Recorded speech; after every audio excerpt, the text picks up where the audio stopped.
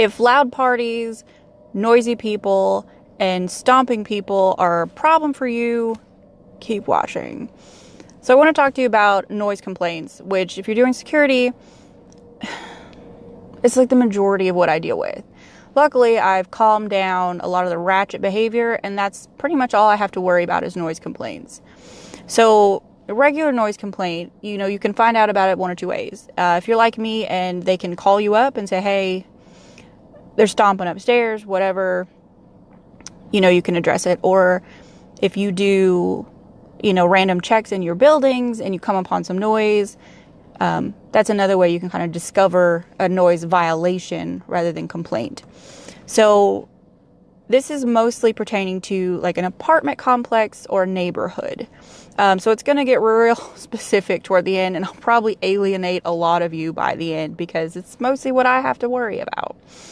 So if you have a regular noise complaint, someone calls you up, hey, there's a loud party over here, whatever, you're going to go knock on the door.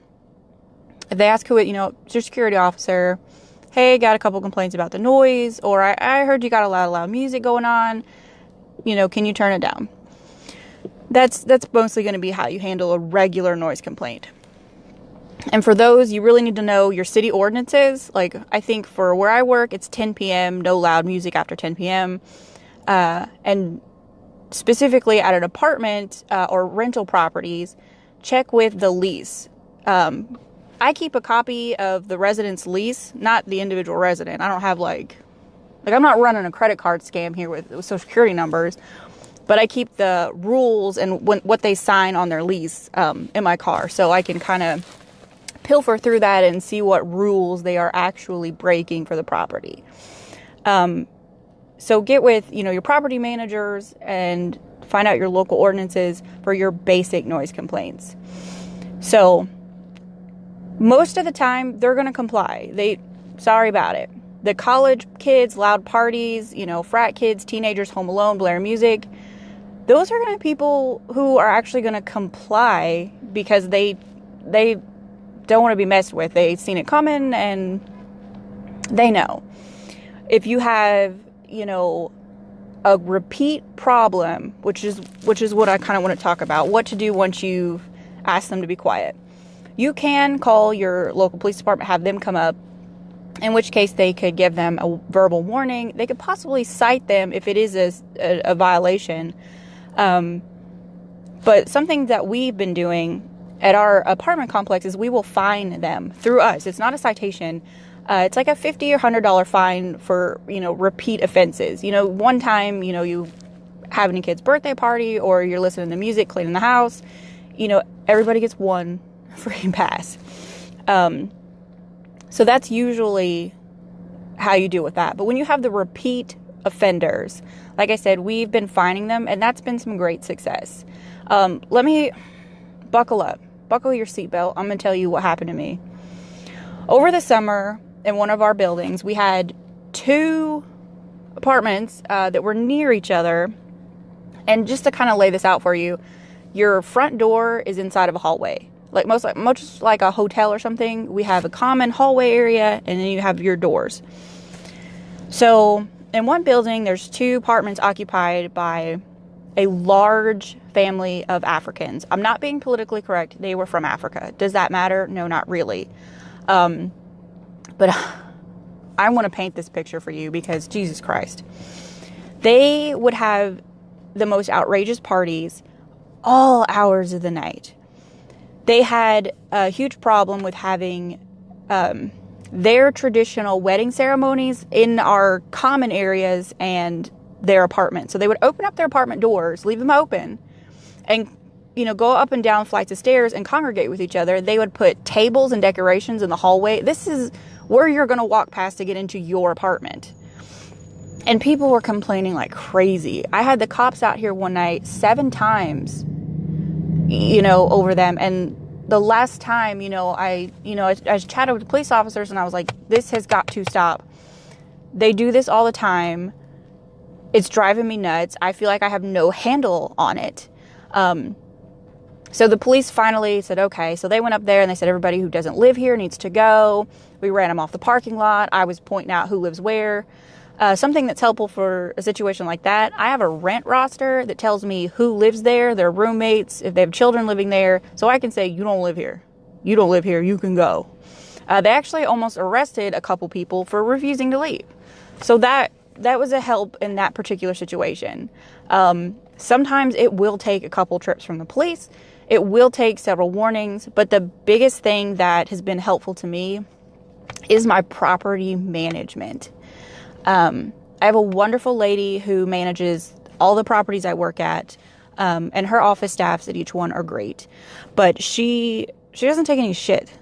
She's very nice and works with everyone. You're behind on your rent. She's going to work with you. She's going to figure something out to make sure you don't lose your house. But you're pissing everybody off. You can go straight to fucking yourself. I mean, it's true.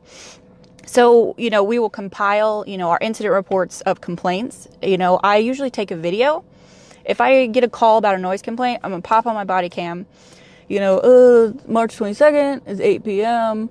Got a call about a house party and da-da-da-da. So that's on when I walk in. And I usually say, I can hear loud music. I can hear thumping. And it usually picks up pretty good on this. Sometimes I'll even just pop on my cell phone camera and record it that way if that's easier.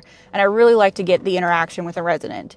Were they apologetic? Were they unaware how loud it was? But so for the Africans, we ended up evicting them because of the drama. And they were out in the parking lot. Girl, they had, I'm not exaggerating. They had vans pull in with pallets of, water and beer. And there was, I'm not kidding, 150 people between two small apartments and then the hallway and the stairs area and in our parking lot. 150 people that night. Like, what do you like? Why would you think that that's okay?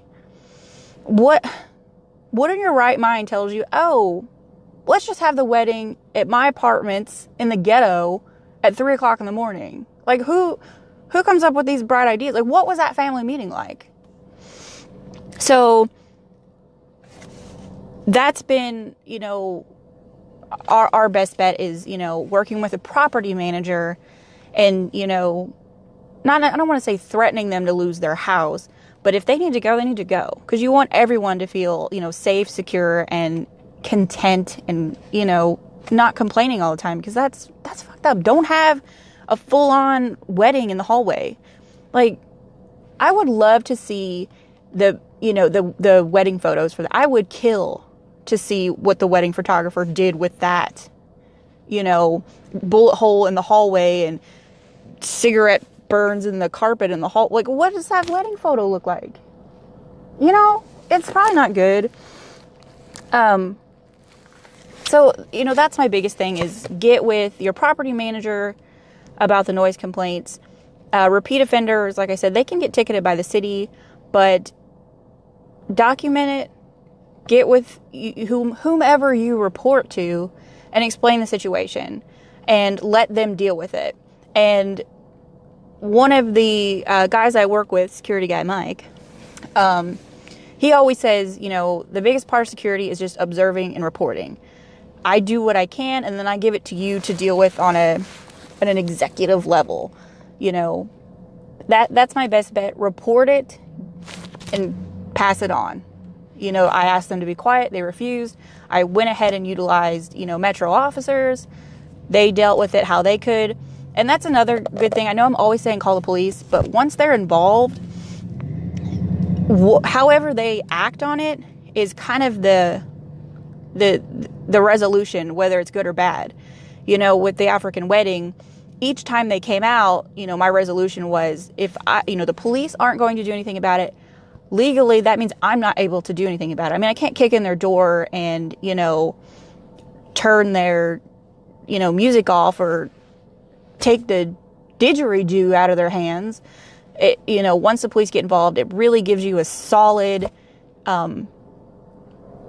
clear kind of resolution of here's what legally happened and what the police could do. I can't do more than the police. Work with your property management or whomever you report to. And that's all you can do. You can ask them to be quiet. That's about it. The only other tip I have is when I have problem areas, when there's a couple different apartments that are causing issues, I will put flyers with my information and the whole building. So I make sure that I'm generating calls and people know that they have a security officer and that they can call me. That way I'm aware of it. You know, if I don't happen to be at that particular hallway at that time, at least I know it's not gone unnoticed and they have access to me. So that's my suggestions to you for dealing with outrageous noise complaints. And if you're having trouble dealing with the regular noise complaints, I don't think you should be a security officer. But that's just me. That's just how I feel in my heart.